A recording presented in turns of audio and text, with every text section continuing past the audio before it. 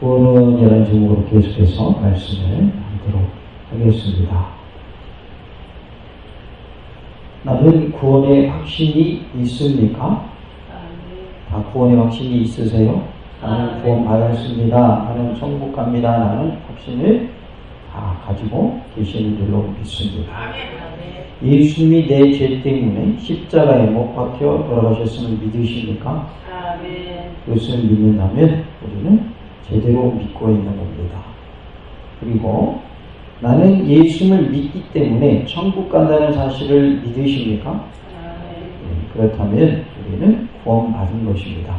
다 같이 한번 고백해 보겠습니다. 나는 구원받았습니다. 나는 구원받았습니다. 우리 다 구원받은 자인 줄로 믿습니다. 예수님은 나의 죄 때문에, 우리의 죄 때문에 십자가에 못 박혀 돌아가셨습니다. 나를 위해 피 흘려 주셨습니다. 이것을 내가 믿고 그 예수님을 믿으면 나는 무엇을 받습니까? 구원을 받습니다. 예수님을 믿는 순간 우리는 이미 무엇을 받았습니까? 구원을 받았습니다. 그런데 우리는 구원받은 자로서 구원의 확신을 가지고 살아야 할 줄로 믿습니다. 가끔 신방 가서 천국 갑니까? 물어보면 내가 어떻게 천국 가요? 내가 제대로 산 것도 없는데 이렇게 말씀하시는 분들이 있어요. 구원에 대한 확신이 없는 거예요. 복음에 대해서 정립이 안 된 거예요.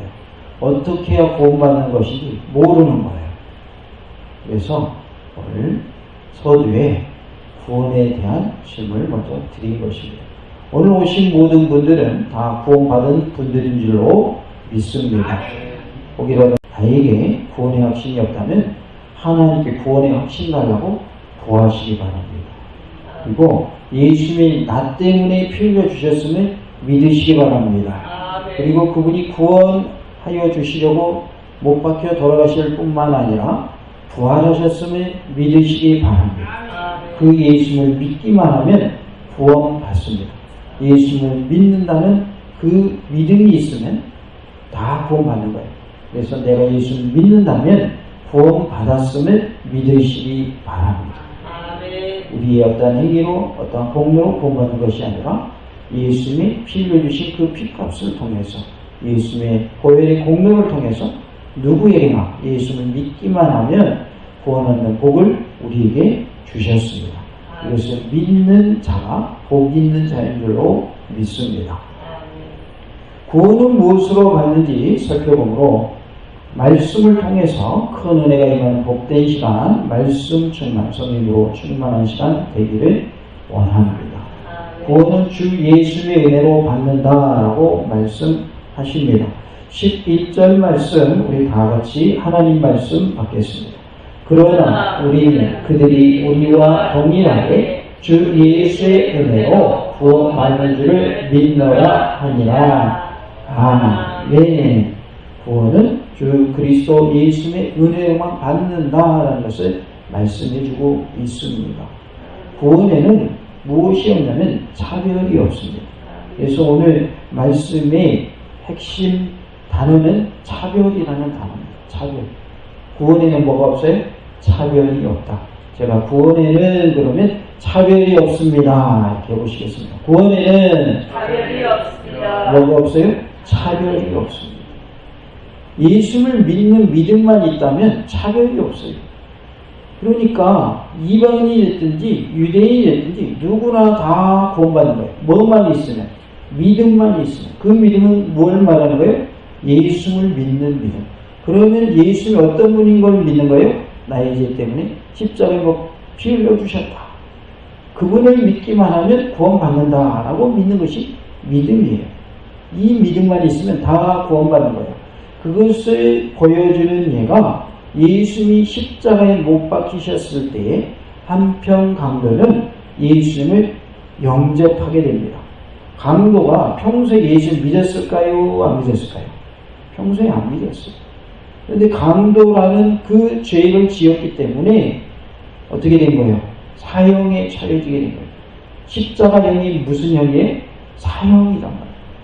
그런데 죽기 전에 예수님 가운데에 매달리셨고 양평 가에는 두 강도가 매달렸는데 그 중에 한 강도가 한편 강도라고 나와 있어요.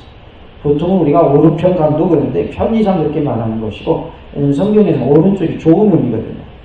오른손으로 우리를 붙들어 주신다, 주의 오른손 붙들어 주신다 그러면 오른쪽이라는 표현이 강한 손으로 붙잡아 주신 그런 뜻이거든요. 그러니까 오른편 강도 이렇게 말하는데, 성경에 보면 정확하게 말하면 한편 강도라고 되어 있지 오른편 강도라고 되어 있지는 않아요. 편의상 그렇게 이제 말을 하는데, 한편 강도가 예수님 영접을 한 거예요. 그랬더니 예수님 뭐라고 그래요? 지금껏 강도짓 한 것밖에 없어요. 그래서 사형에 처해지는 입장인데 그에게 뭐라고 그래요? 내가 나와 함께 낙원에 있으리라.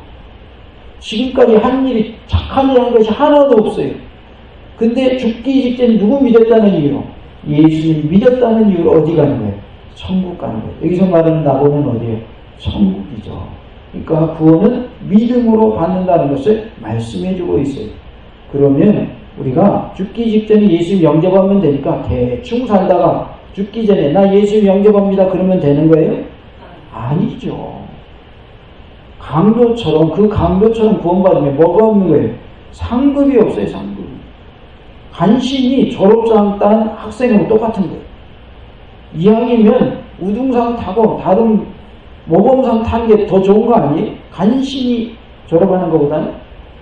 그러니까 그 강도처럼 간신히 구원만 받을 것이 아니라 하늘에서 뭘 받아야 돼요?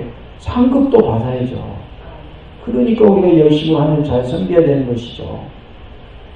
이왕이면 멋지게 예수를 믿어서 구원도 받으시고 상급도 많이 받으시기 바랍니다. 어떻게 받아야 돼요?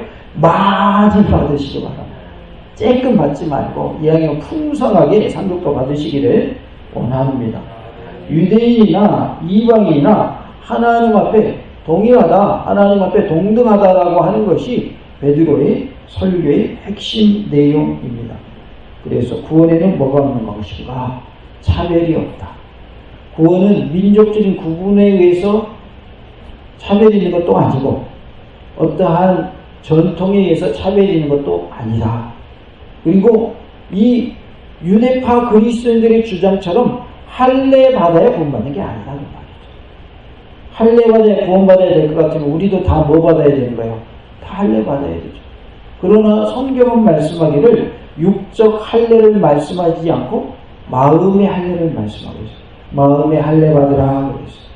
그러니까 율법을 지킴으로 구원받는 것이 아니라 하나님의 은혜로 구원받는다라는 것을 말씀해주고 있어요. 누구든지 예수를 믿는 믿음만 있다면 뭐 받는다?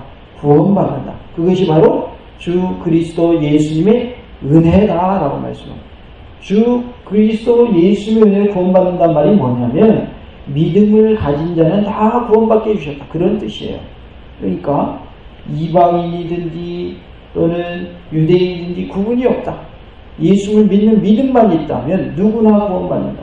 남자가 됐든지 여자가 됐든지 어린아이가 됐든지 노인이 됐든지 부자든지 가난한 자이든지 지위가 높은 자이든지 지위가 낮은 자든지 다 뭐 받는다? 예수 믿는 믿음만 있다면 구원받는다 라는 것을 말씀해 주고 있습니다. 5절에 보면 바리새파 중에 어떤 믿는 사람들이 일어나 말하되 이방인에게 할례를 행하고 모세의 율법을 지키라 명하는 것이 마땅하다 하니라 라고 말씀을 하고 있어요. 그들의 주장은 뭐냐면 이방인들도 구원받으려면 할례 받아야 된다. 또 하나는 모세의 율법을 지켜야 된다. 그래야 뭐가 있다? 구원이 있다. 이 두 가지를 주장하는 거예요. 그래서 할례를 주장하고 모세의 율법을 지켜야 된다라고 하는 것을 주장하고 있습니다. 당시 예루살렘 교회 안에 바리새파 출신 개종자들도 있었다고 하는 것은 기독교의 세력이 상당히 확장되었음을 의미하고 있습니다.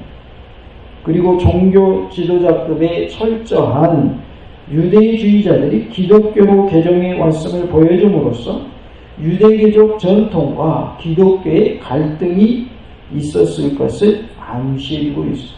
유대교적 전통이 있을 거 아니에요. 그리고 기독교라고 하는 또 새로운 말씀에 의한 그러한 내용들이 기독교의 그 내용과 유대교적 전통과 서로 갈등 관계에 있었을 것이다 라는 것을 알 수가 있습니다. 한편 이 바리새파 출신 기독교인들이 예루살렘 교회에서 이방 선교에 대한 문제를 제기함으로써 이제는 그것이 공론화된 것을 보게 됩니다. 유대교적 기독교 운동의 핵심 인물들이 바로 이 바리새파 출신 기독교인들이었을 것이다 라고 보여집니다. 1절에서 언급된 어떤 사람들도 이들이 파송했을 가능성이 높습니다. 왜냐하면 여기서 언급되는 할례에 대한 주장이 1절에서 주장하는 것과 같기 때문입니다. 9절에 보면 믿음으로 그들의 마음을 깨끗이 하사 그들이나 우리나 차별하지 아니하셨느니라 그랬어요. 믿음으로 그들의 마음을 어떻게 하셨어요? 깨끗하게 하셨다. 여기서 그들은 바로 이방인들을 말하고 우리는 누구를 말할까요? 유대인들을 말하는 거죠. 지금 베드로가 설교하고 있으니까.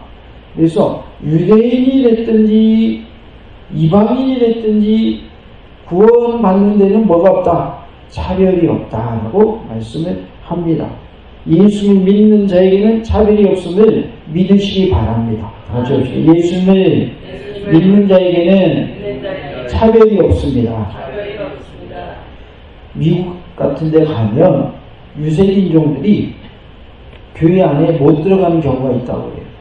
왜냐면 그 교회는 백인교회니까 흑색인이나 황색인이 못 들어가는 거예요. 그래서 이제 막 급해가지고 그 교회 들어가려고 그랬더니 입구에서 막는 거예요. 여기는 백인교회입니다. 당신은 못 들어옵니다. 유색인이지 않소. 그래서 못 들어갔어요. 이제 벤치에 앉아 이렇게 있는데 한 사람이 앉아 있는 거예요. 보니까 예수님 얼굴이에요. 예수님 뭐라 그러면 나도 못 들어가고 있다 이렇게 말씀해요. 복음에는 뭐가 없는데? 차별이 없는데 얼굴색이 좀 다르다고 못 들어게 한다고 말이죠. 그러한 교회는 누구도 못 들어간다는 거예요. 예수님도 못 들어가요. 복음에는 차별이 없음을 믿으시기 바랍니다. 그래서 교회는 뭐가 낮아야 돼요? 문턱이 낮아야 돼요. 엘리트들만 다니는 교회, 부자들만 다니는 교회, 그것보다는 누구나 다 들어올 수 있는 교회가 돼야 돼요. 가난한 사람도 들어올 수 있어야 되고 또 많이 못 배운 사람도 들어올 수 있어야 되고 어떠한 사람이든지 차별 없이 들어올 수 있는 것이 뭐가 돼야 돼요? 교회가 되어야 할 줄로 믿습니다.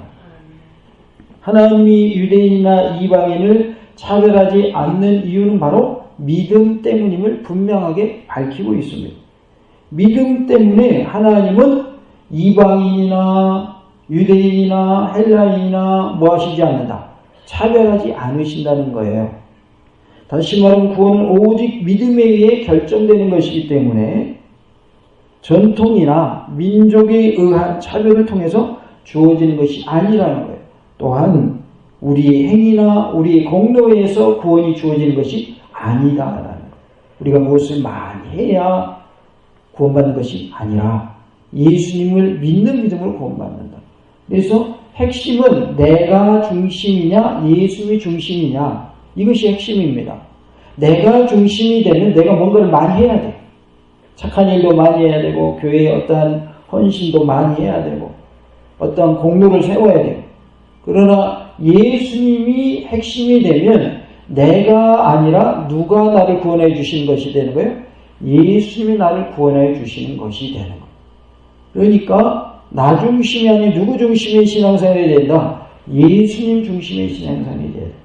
나 중심으로 신앙생활을 하게 되면 내가 어떤 일을 하게 되면 그것이 나의 의가 되는 거예요. 나는 이거 했어. 예를 들어 나는 새벽에 한 번도 안 빠졌어. 새벽에 안 나오는 사람들 다 뭐야? 나처럼 믿어야지. 그러면 자기 의를 드러내는 거예요. 물론 우리가 새벽에 빠지지 않고 예배드리고 기도하는 거 잘하고 있는 겁니다. 그러한데 중요한 건 뭐냐면 그분의 자세인 거예요. 자세.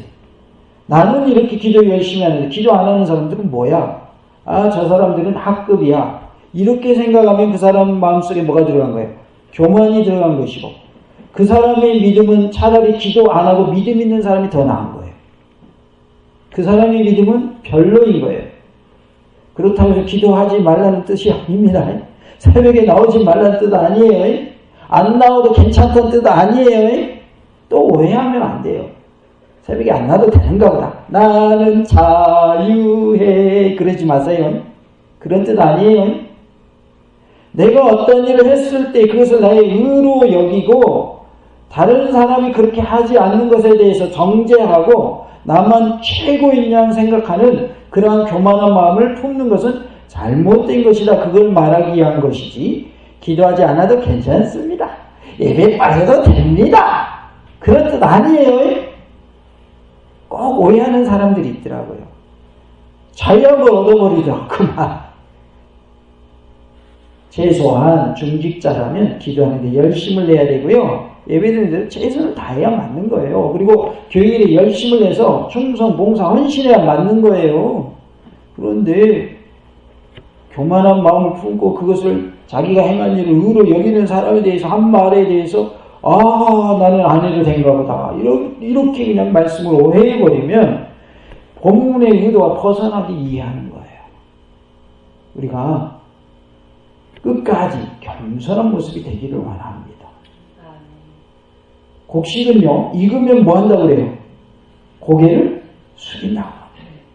그런데 내가 어떤 일을 했고 교회 공헌을 많이 했으니까 나는 최고야 라는 의식을 가지고 심지어는 목사님도 하급으로 여기고 내 아래로 여기고 이렇게 생각하는 분들이 있어요.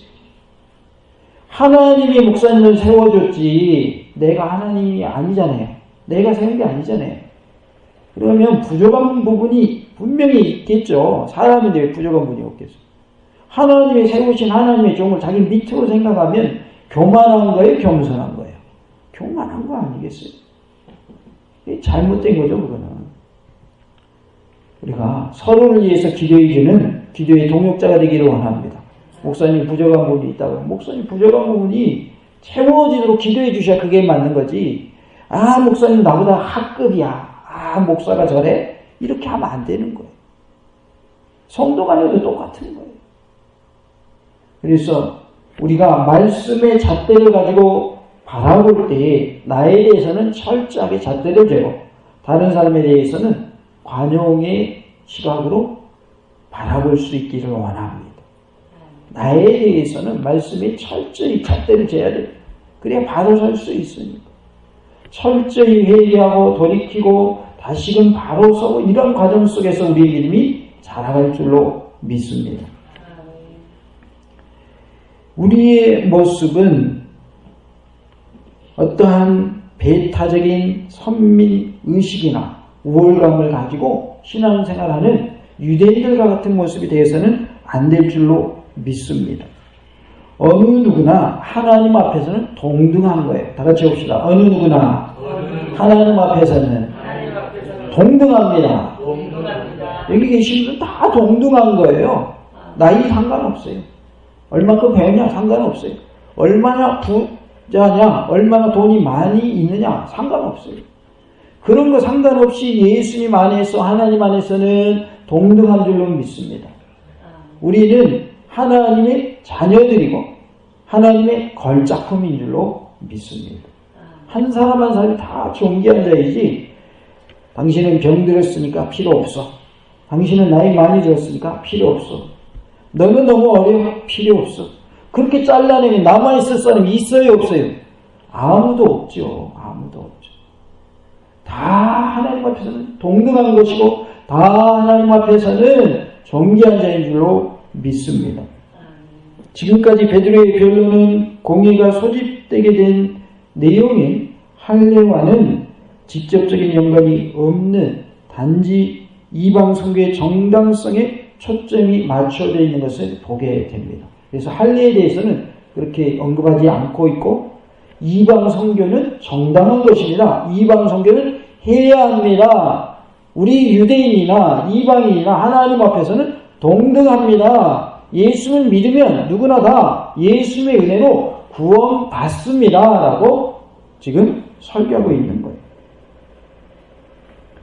회의 도중에 아마도 선교하는 일에, 이방인 선교하는 일에 이 제기가 있었기 때문에 이러한 설명을 했던 것으로 추측되어집니다.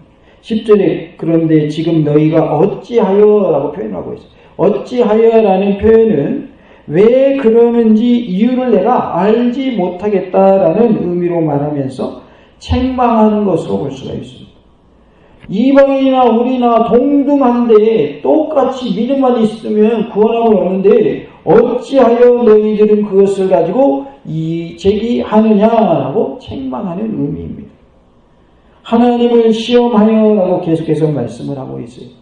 할례를 강조하는 유대인들의 행위를 베드로는 하나님에 대한 무엇으로 강조하고 있어요?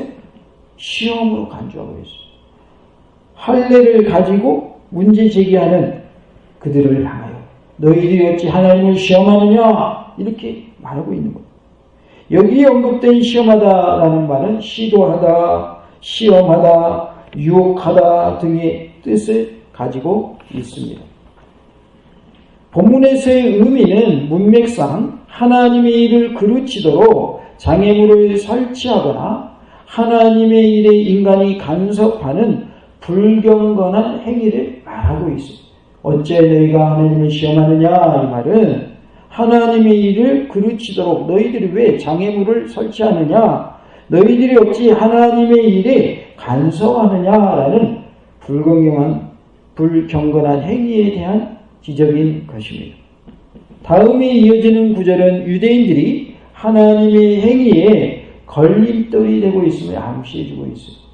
10절 말씀에 우리 조상과 우리도 능히 매지 못하던 멍에를 제자들의 목에 두려느냐 그랬습니다. 조상들도 우리도 능히 매지 못하였던 뭘 그들의 목에 두려고 한다고요? 멍에.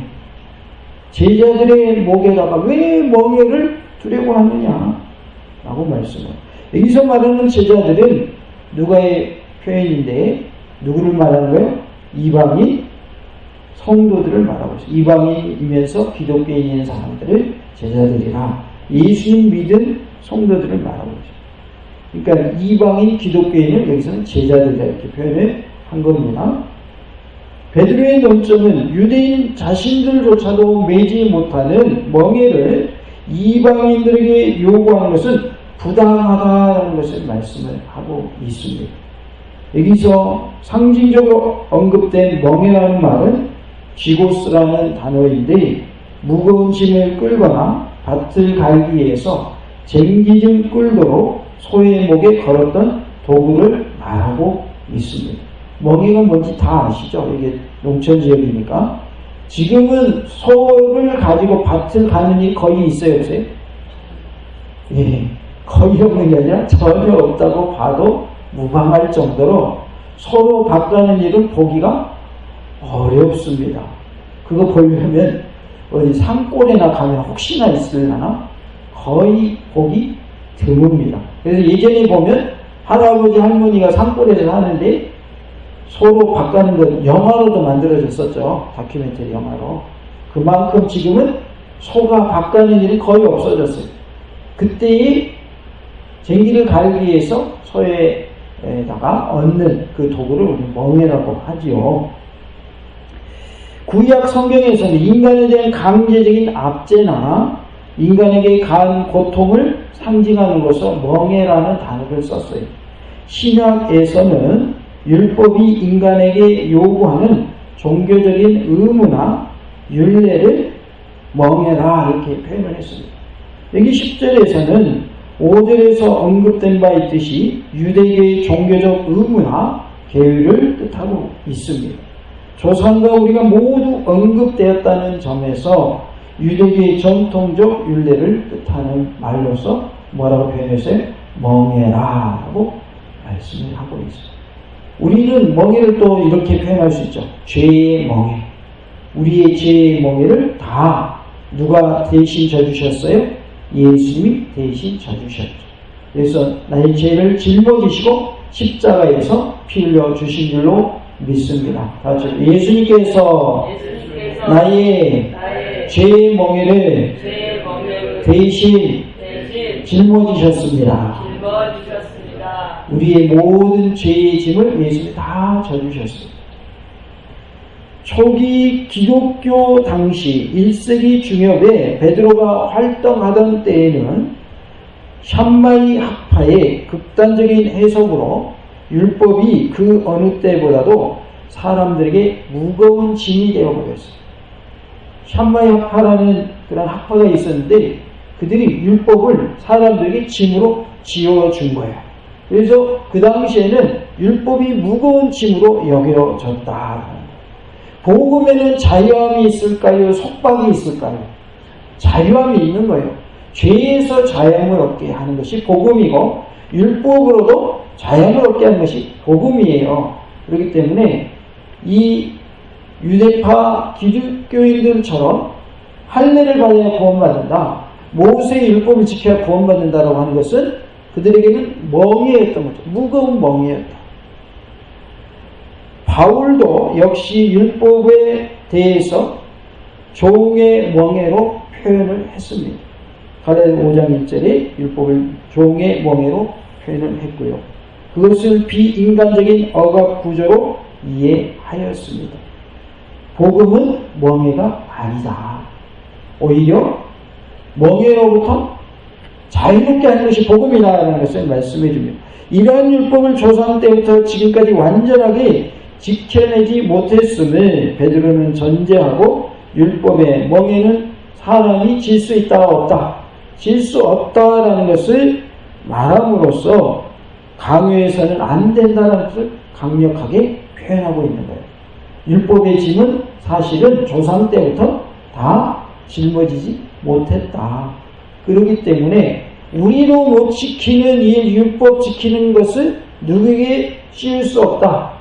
이방인 기독교인들에게 이 율법의 멍에를 씌울 수 없다라고 말하고 있는 것이죠.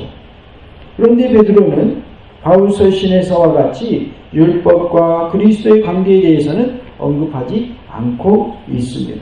그 관계에 대해서 당시에 분명한 신학적 입장이 없었거나 베드로 자신이 그것에 대해서 아직 명확한 인식이 없었던 것으로 추정되어집니다.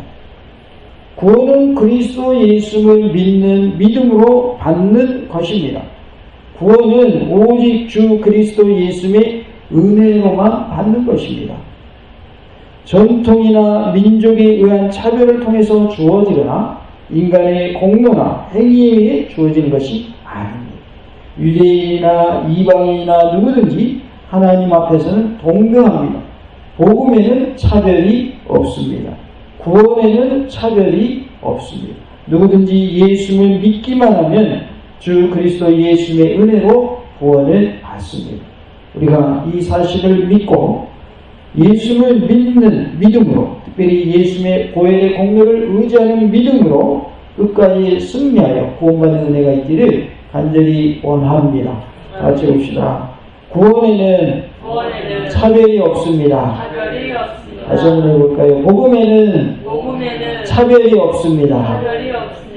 구원은 주 그리스도 예수의 은혜로 받는다라는 사실을 기억하시고 예수님의 그 은혜에 우리가 감사하면서 살기를 원하고 또 예수님을 믿는 믿음으로 끝까지 승리하는 은혜가 우리 모두에 있기를 간절히 원합니다. 할렐루야! 아멘, 아멘, 아멘.